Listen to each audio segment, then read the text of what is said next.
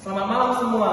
Nah, jadi di sini kita mau buat podcast nih. Sebelum masuk ke podcastnya, kita mau perkenalan diri dulu. Jadi nama saya adalah Gabriel Tangkas Tartoni Nenggolan dan teman saya. Nah, jadi tujuan dari dibuatnya podcast ini itu untuk mengerjakan tugas dari dosen kami, yaitu Pak Ruslan Sidique, dosen dari manajemen operasi di kampus Universitas Metodis Indonesia. Nah, jadi kita di sini itu mau berbicara seputar tentang strategi perencanaan fasilitas, yang dimana bentuknya ini nanti itu dalam bentuk tanya jawab seperti itu. Dan aku mau nanya dong, menurut beliau nih, apa definisi dari perencanaan fasilitas? Nah, jadi perencanaan fasilitas itu keputusan bagaimana suatu aset tetap perusahaan digunakan secara baik untuk menunjang dari tujuan si perusahaan tersebut. Bagi perusahaan pabrik, perencanaan fasilitas ini untuk memperlancar dari pekerjaan si pabriknya. Sedangkan kalau untuk perusahaan jasa, perencanaan fasilitas ini bagaimana fasilitas perusahaan digunakan untuk pelayanan kepada para konsumen, seperti itu biar konsumennya puas gitu. Aku juga mau bertanya dikit, apa saja tujuan dari perencanaan fasilitas itu? Nah, jadi tujuan dari perencanaan fasilitas ini ada beberapa, teman-teman. Salah satu itu menunjang tujuan organisasi melalui peningkatan material handling dan penyimpanan. Jadi material handling itu kayak bagaimana perusahaan itu menghandle dari material atau bahan baku untuk membuat si produk seperti itu. Terus ada juga menggunakan tenaga kerja, peralatan luar, energi secara efektif dan efisien, dan tidak ada tenaga atau bahan baku yang terbuang sia-sia seperti itu, teman-teman. Terus ada lagi yang ketiga itu meminimalkan investasi modal. Yang keempat, mempermudah pemeliharaan. Yang kelima, meningkatkan keselamatan dan kepuasan kerja para karyawan. Yang keenam, mempermudah pengembangan operasi di masa yang akan datang. Dan yang terakhir itu ada memenuhi aspek teknis dan aspek hukum dari fasilitas tersebut seperti itu. Apa saja faktor-faktor yang dipertimbangkan dalam strategi fasilitas?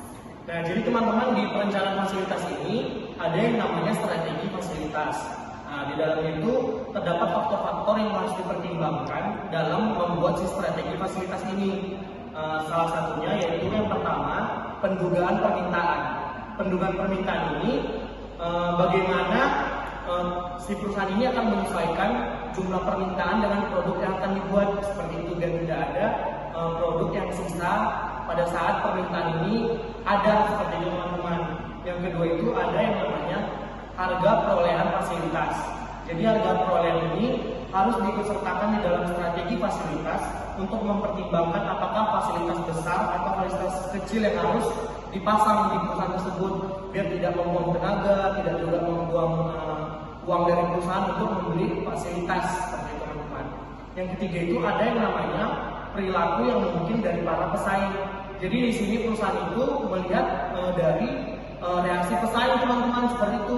Jadi yang harus diperkirakan itu bagaimana reaksi dari para pesaing, apakah rendah atau mungkin persaingannya tinggi. Jadi ini akan mendorong perusahaan akan menambah kapasitas guna merebut pasar dari para pesaing seperti itu. Terus yang keempat, teman-teman, ada yang namanya strategi bisnis.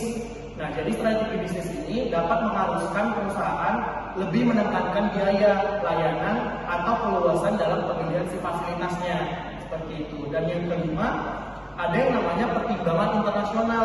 Fasilitas ditempatkan atas dasar pertimbangan global. Itu contohnya seperti gedung yang lebih dari 4 lantai itu wajib ada fasilitas keselamatan bagi para karyawannya seperti itu, teman-teman. Sebutkan 3 strategi dalam menetapkan jumlah kapasitas. Nah, jadi dalam menambah jumlah kapasitas ini tidak boleh salah-salah. Jadi harus ada strateginya. Yang pertama itu berjalan tanpa melebihi kapasitas. Yang kedua itu capai perkiraan rata-rata. Dan yang ketiga itu maksimumkan pendaya gunaan. Nah, seperti itu, teman-teman, strategi yang harus diterapkan dalam menetapkan jumlah kapasitas yang akan kita gunakan seperti itu, teman-teman. Dalam penambahan kapasitas dari strategi ini, dalam penambahan fasilitas, apa saja fasilitas dalam penambahan fasilitas tersebut? Nah, jadi dalam penambahan kapasitas ini tidak boleh salah-salah ya, teman-teman, karena ada 2 strategi yang harus kita perhatikan dalam penambahan si fasilitas. Yaitu yang pertama itu kita harus menguasai dulu persaingan. Maksudnya itu perusahaan akan memimpin pasar dengan membangun fasilitas sebelum saat dibutuhkan. Nah, jadi sebelum si permintaan ini muncul, perusahaan itu akan membangun pabrik yang diperkirakan si permintaan ini akan meledak suatu saat. Jadi si pabriknya itu sudah menyediakan fasilitasnya sebelum si permintaan ada. Seperti itu maksudnya teman-teman.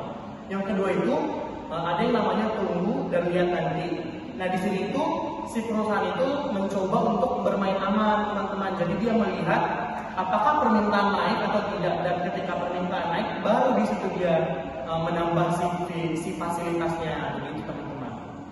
Apa saja tujuan dari penyusunan tata letak fasilitas? Nah, jadi dalam penyusunan tata letak fasilitas ini tentu aja ada tujuannya teman-teman, bukan sembarangan hanya untuk dibuat. Jadi yang pertama itu ada pemanfaatan fasilitas peralatan pabrik yang optimal. Jadi di sini itu fasilitas pabriknya itu dimanfaatkan secara optimal dengan menentukan tata letak fasilitasnya. Jadi tidak boleh asal-asalan dalam meletakkan si fasilitasnya di dalam pabrik seperti itu. Yang kedua itu ada pemanfaatan ruangan pabrik yang optimal juga. Jadi di sini perusahaan itu harus memanfaatkan ruangan si pabrik ini secara optimal dan tidak ada maksudnya fasilitas yang asal-asal letak atau fasilitas yang tidak cukup diletakkan di dalam pabrik seperti itu. Yang ketiga itu ada penggunaan jumlah tenaga kerja yang minimum. Nah, jadi dengan tata letak fasilitas ini, si perusahaan itu bisa meminimumkan jumlah tenaga kerja yang dimasukkan ke dalam pabrik seperti itu. Nah, itu kan malah menguntungkan si keluarga. Maksudnya itu pabrik ya teman-teman. Nah, kalau kita meletakkan tenaga kerja dalam minimum mungkin, jadi kita mengeluarkan lebih kecil untuk menggaji si tenaga kerja seperti itu. Terus yang keempat itu tujuannya itu arus informasi, bahan baku dan manusia yang lebih baik. Jadi ketika perencanaan fasilitasnya diterapkan dengan sangat-sangat baik, tentu aja arus informasi yang keluar masuk dalam pabrik ataupun perusahaan itu akan lebih baik, bahan baku yang berjalan juga akan lebih baik, dan manusia yang bekerja di dalam juga akan lebih baik dan lebih efisien dan efektif seperti itu. Yang kelima ada lebih memudahkan konsumen untuk dilayani. Jadi ini tuh untuk yang perusahaannya dalam bentuk retail teman-teman atau jasa seperti itu. Yang keenam ada aliran bahan baku dan produk yang menjadi lancar seperti itu teman-teman. Sebenarnya masih ada yang lain nih teman-teman, cuman mungkin hanya 6 ini aja yang saya ambil tujuan dari penyusunan tata letak fasilitas ini teman-teman seperti itu.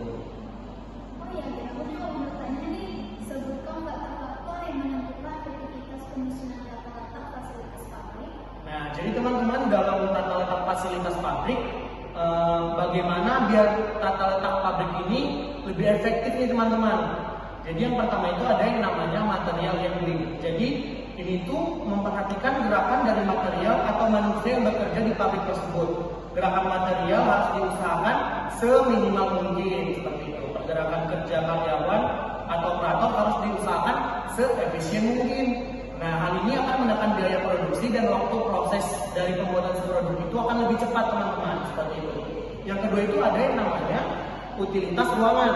Jadi utilitas ruangan ini memaksimalkan pemanfaatan ruangan yang ada dengan mengatur penempatan peralatan dan mesin-mesin pabrik yang efektif dan efisien. Jadi peletakan mesin-mesin di dalam pabrik itu akan lebih efisien jika misalnya ditempatkan dari urutan 1, kedua, ketiga. Jadi dalam pembuatan produknya akan lebih lancar teman-teman seperti itu. Yang ketiga itu teman-teman ada yang namanya untuk mempermudah pemeliharaan. Jadi tata letak mesin harus menyediakan ruang gerak yang cukup bagi pemeliharaan mesin. Jadi kalau dia misalnya sempit-sempitan, tentu akan susah untuk membersihkan dari fasilitas pabrik. Jadi harus menyediakan setidaknya cukup untuk 1 atau 2 orang untuk membersihkan fasilitas pabrik seperti itu. Yang keempat ada kelonggaran gerak.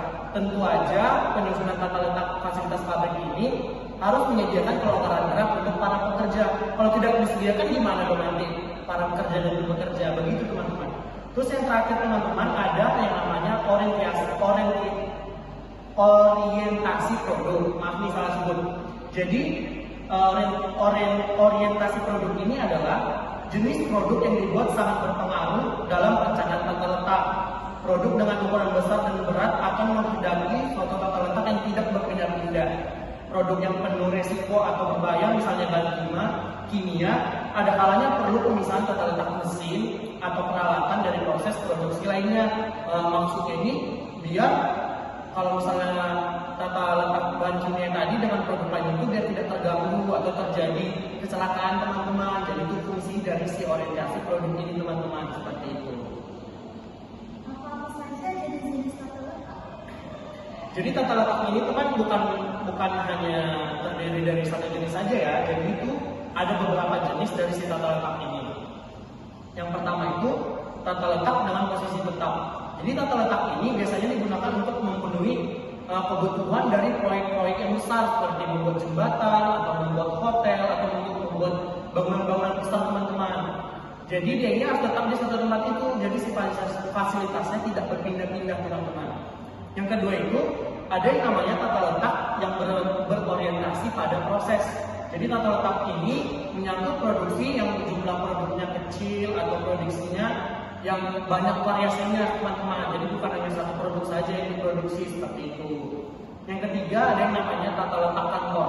Jadi tata letak kantor ini menempatkan pekerja, perlengkapan mereka dan ruangan kantor bagi mereka agar si informasi dalam si kantor itu bisa berjalan dengan baik, seperti itu teman-teman. Yang keempat ada yang namanya tata letak retail atau dalam sektor jasa nih. Jadi tata letak retail ini mengalokasikan tempat untuk rak-rak dan memberikan tanggapan kepada para perilaku konsumen. Nah, seperti itu teman-teman. Terus yang kelima ada yang namanya tata letak gudang. Jadi tata letak ini merupakan paduan antara ruang dan penanganan si bahan baku teman-teman. Terus yang terakhir ada yang namanya tata letak yang berorientasi pada produk. Jadi tata letak ini mengusahakan pemanfaatan maksimal atau karyawan dan mesin-mesin pada produksi yang berulang atau berkelanjutan teman-teman. Jadi produksinya itu tidak putus, jadi lanjut terus produksinya teman-teman, seperti itu. Oh iya, aku ada pertanyaan nih terakhir. Sebutkan beberapa cara untuk menentukan susunan tata letak toko retail. Nah, jadi teman-teman dalam toko retail itu juga ada cara untuk menentukan si tata letaknya nih. Jadi kita tidak asal-asalan aja meletakkan produk yang akan kita jual.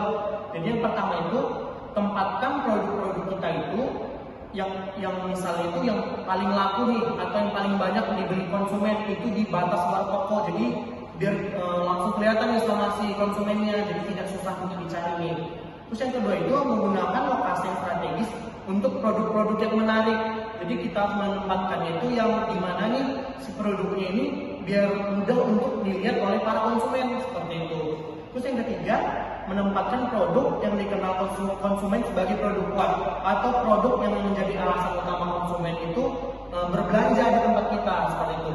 Jadi kalau misalnya yang kita sering lihat nih di toko kita misalnya si konsumen ini sering nih belanja si produk A, jadi kita harus menempatkan si produk kuat ini di mana biar mudah dilihat oleh si konsumen. Jadi dia langsung dapat nih tujuan dia untuk ke toko kita, seperti itu. Terus yang keempat, ada gunakan lokasi buntut atau di ujung lorong karena tingkat penonton ini sangat banyak nih. Misalnya kalau misalnya kita ke toko-toko swalayan atau apa, di ujung lorong itu kan selalu ada nih ditempatin rak kayak gitu kan. Nah itu kan memang kalau misalnya kita jalan tuh lurus tuh, itu kan memang penontonnya itu kan paling banyak. Jadi kita harus tempatin barang-barang juga di situ biar siapa tahu menarik perhatian si konsumen dan jadi dibeli. Nah, itu maksudnya. Terus yang terakhir nih, ada pertahankan citra toko dengan memilih secara hati-hati penempatan posisi produk yang menjadi awal pembelajaran konsumen. Nah, itu tuh yang cara untuk menentukan susunan tata letak di toko retail. Nah, jadi teman-teman, berikut yang tadi itulah mengenai strategi perencanaan fasilitas. Semoga dengan podcast ini bisa menambah informasi teman-teman mengenai strategi perencanaan fasilitas dalam pelajaran manajemen operasi. Begitu teman-teman. Buat Emma yang mau disampaikan ke teman-teman? Oh, tidak ada. Kalau begitu teman-teman, kami pamit undur diri sampai sekian podcastnya. Maaf jika ada kesalahan kata-kata. Tidur anjing. Habis kan? Ih, lancar. Mungkin nggak ada salah kata-kata. Gitu.